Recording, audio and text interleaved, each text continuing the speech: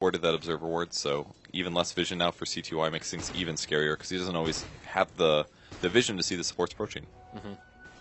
Yeah, absolutely. And once DK Phobos gets some more experience, it's always scary when an Earthshaker can sit in fog, hit you with a fissure, and then that can set up for G to maybe connect with some call downs, get the rocket barrage going, even queue up a homing missile, and that can force Storm to use his ultimate in a slightly different manner and make sure he's always got some available to get rid of that homing missile. In the safe lane here, Illidan's up to a last hits. A little bit of harass on FNG. He's actually in trouble here. He uses the Shackle on DDC, and RGK with the dive is able to get in position for that. One of the most dangerous things about Phoenix is that at any point he can position himself in his advantage. He does lose 25 or 15% of his HP by doing this dive, but you know, in a situation like that where DDC alone puts him out of position, man, that's a super kill. Yeah. So now Lanham rotating towards the mid lane with Lil nearby. They're just kind of duking it out in the jungle, not even leeching XP from mid, both at a very comparable amount of experience right now. G actually going for a homing missile-based build here, Purge. He's doing a 1-2-1. This is much different, though, following suit with the mid gyrocopter, which we have not seen a lot. I kind of like this, because if Storm Spirit's not level 6, you're going to be able to super harass him, because at the moment it's a 250 damage nuke at maximum damage, the minimum. And I don't think it takes very long for the damage to hit full there. So he's just going to continuously spam these missiles on him. He's going to Bottle Crow to do this, I believe, and that's just going to keep CTY fairly low.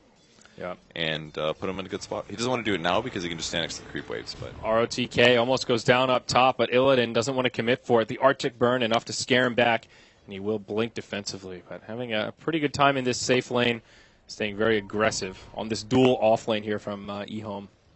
Yeah, the rocket or the homing missile build is really difficult to deal with. Kill top. DDC Again? might go down. Oh yeah, here we go. Shackle. Oh, it's going to be close. Should be a kill. Illidan. He's not. Does he commit for it? Big save. The fire spirits. FNG committing. Will he get the attack off? He doesn't. Oh no. My gosh, that was so close. I knew that as soon as the fire spirits hit Anti-Mage, he wasn't going to get an extra attack in, and he even had Cold Embrace there. Well, that was from the last kill. I think he leveled up, but. What an outplay. That was, I saw the blood as well from VP's perspective, but they just didn't quite have the damage. They almost got a double kill too, but they both got out. Yeah, that's incredible. That's part of the power of the Phoenix there. The fire spirits do work against the anti-mage. So I wanted to comment on this Winter Wyvern. I noticed he put an extra point in the Arctic Burn, and DDC is the Winter Wyvern player that does this consistently. He maxes out Arctic Burn, and he is really the only top-tier competitive player that does this build. Most Winter Wyverns just go for that value point and put the points in the Splinter Blast. But he's committed to that low cooldown on being able to fly over the trees. Yeah, it kind of comes down to how you play the hero, I think. If you go for Splinter Blast, you can counter-push a lot. If you get more Arctic Burn here, you increase the slow amount, and most importantly, the cooldown goes down massively. And the range goes up a lot, too, so it kind of gives you more safety to use Arctic Burn, really. And he can harass Illidan a bit more often with it. So as he gets more and more levels, his harass goes up, his range goes up, but his AoE is a bit poorer. And I guess the AoE is a bit unimportant in this game, if you think about it. Due to, like, I don't know, I feel like VP isn't going to group that much with the heroes they have. They blink forward, though, almost going for the body block on DDC. Yeah, because he missed that, no kill. All right. Noble effort from VP, but their two supports will rotate back. They're paying it out as if they want to go for another attempt here. FNG still lingering nearby. He's got level 2 Shackles, or pardon me, level 2 Ethershock at the ready. Shackles as well. Their Observer Ward is just watching these supports, though. They know where they are at all times. And they still aren't able to get in front.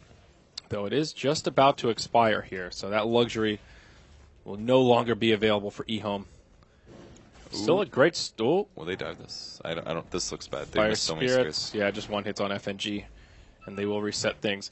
So, he's just moved into the jungle. He's stacking up all these camps here, giving CTY a lot of space now. Interesting. He's even going to use Call Down for this. He only has one level in Flax, so I think he does have to do this. Maybe he's fearing the support gank to mid. Looks like Rubik's been off the map for a long time. He's still only level 2. So it probably seems to his perspective that Rubik is just waiting to set that up because a Storm plus a Rubik is a very, very easy gyro kill. Much safer for him to just go to the jungle, even against top-tier players who can recognize that. Yeah. Okay, so not too bad for G. Quite a good CS score right now, and actually farming ahead of the Storm Spirit, given that he's been able to stack this up. Looks like still a double stack here at this hard camp, or a medium camp, rather. There's a lot of stacks, actually. CTY just moves into the jungle now. Oh, yeah, they've got a double stack here. And anything he doesn't kill will eventually get farmed by either Lina or Anti-Mage of the Battle Fury, so he's going to be completely fine with this. Maybe even Earthshaker as well. Earthshaker's actually doing pretty well. He's not remaining competitive with the Razor, but considering the matchup, he's got 19 or 20 CS now versus Razor's 37. I think that's pretty solid.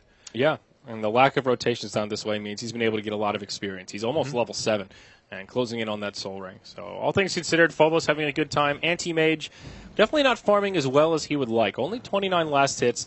Not bad, but also not great. And that's what happens against Phoenix. Your attack speed's reduced so much that you have to hard commit on one last hit, and you have to time it like 2 seconds in advance. It's very difficult. It'll be better once he gets treads, but for now, his attack speed's too low. The net worth on this Shadow Shaman right now, Purge, 250. I felt like that needed to be a bug. That is just so unbelievably low. That's FNG, man. Yeah. I don't think his Observer Ward got spotted, by the way. This Observer Ward was just slightly out of range on the left side. So I think he approached slightly like this and dropped it down. Yep. So I think he's going to get away with that. Usually those get punished because someone's already got the ward up. But they went for the safe ward on the left side. This may be obvious to you guys at lower skill levels, but almost nobody places this one at high levels because it doesn't give you the appropriate vision. They're going to find C2Y. Is this going to matter? Called on. Ooh, Light Strike Ray almost landing. Oh, he's the cooldown actually did clip him, but they won't be able to follow up. Kind of a close call. You see him drawing on the mini-map there. Enemies inbound. G's also given up on his max homing missile build, and I think it's good that he stopped on that, because at this point, Storm Spray can easily dodge that. It's not going to get him any more value in the mid lane, and in fact, I don't really think it did that much anyways. It did do some damage to C2Y and zone him a bit, but... It would have been better to go with that build and then try to combo it with either the Lina or the Shadow Shaman to hit him with that first stun, and then go for kills that way. It's so hard. It takes so long for it to come off the ground and eventually hit. They would need 2 extra stuns, I feel, for it to do the 3rd stun. Yeah. So, and I don't think Storm is going to fall for it if he ends up casting it first, let the missile hit him, and then have a support be around. Yeah. It's just, in most cases, it's just safer to take the damage if you don't know where the supports is. So I'm not too surprised. I mean, this might be a big issue later in the game, but they have like the perfect heroes for it. They have DDC, a Winter Wyvern that gets a lot of levels of Arctic Burn, so his range is going to be really high. He can deal with the missile. Storm is a ranged attack. Razor has a ranged attack. Rubik has a ranged attack. And they have a Phoenix. It's 5 ranged heroes. So these skill points, while it does give him some lane advantage, he could have more flat cannons. He could have more rocket barrage. He could have more stat levels. Any of that is probably better scaling into the mid game than what he's got. On the bright side, the cooldown is lower, but his mana pool is not what it used to be, and I don't know if he can afford that extra spam. Yeah, that's a fair point. Another one of these carries that does have some mana issues.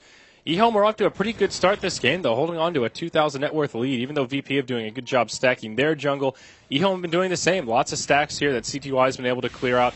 Lanham now halfway through level 4, and this Razor, he's almost level 9. He'll go for the mech, already has the headdress. I almost wish he got a Midas here.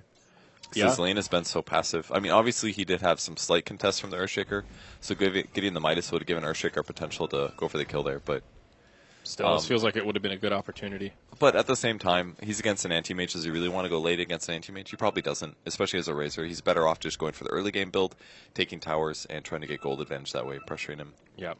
AM picks up his power treads now. Ring of Health, just beginning that slow quest towards his Battle Fury.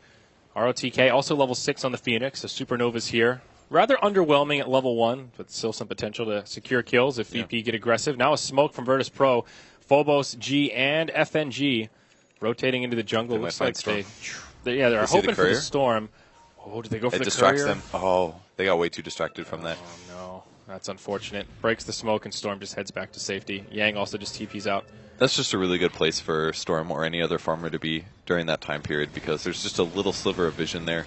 And any time that he casted Remnant, he would have been able to see outside of it. So, Plus the courier was there, also giving him vision. He also had an observer ward kind of close by. So they didn't get the kill, but they also did put an observer ward down from safety. So that is pretty good for them. They accomplished 2 things with that smoke instead of just 1. And though they didn't get the kill, they still get the ward down. So it's not the worst. Now eHome, they try smoke of their own. 3 rotating up top on the backside of ROTK.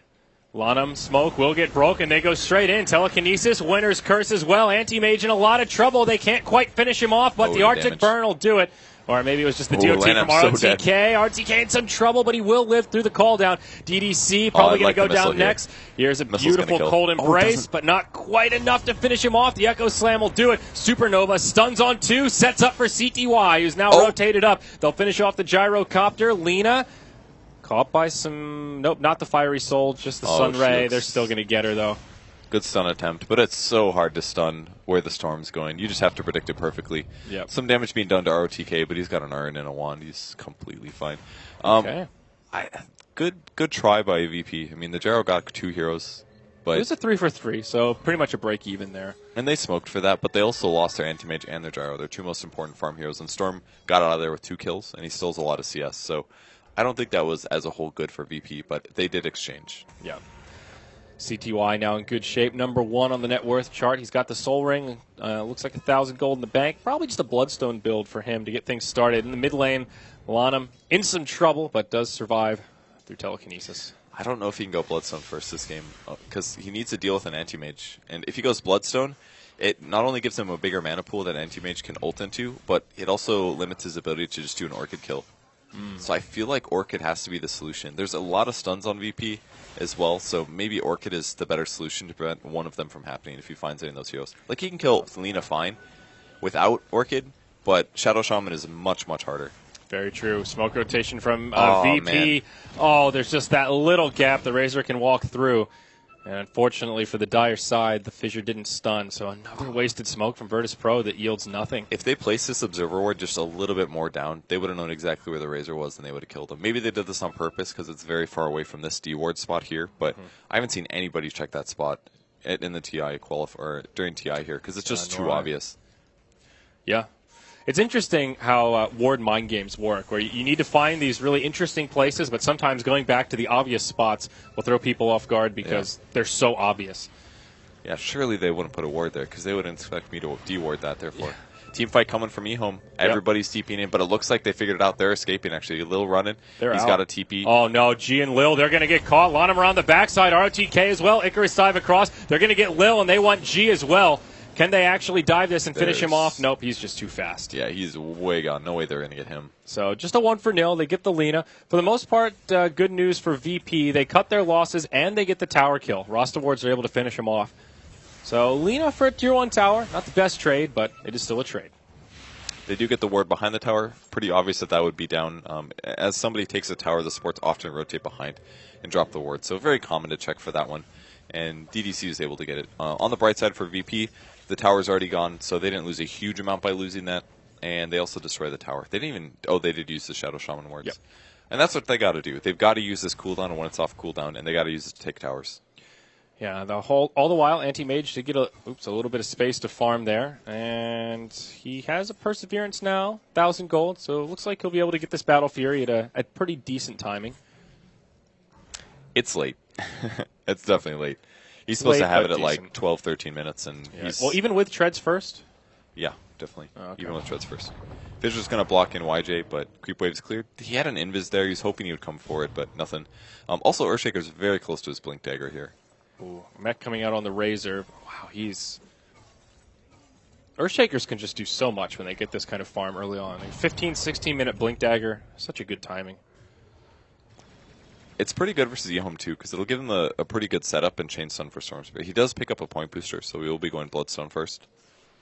Okay. So I guess they're just not going to worry too much about the Anti-Mage. He's already moderately shut down.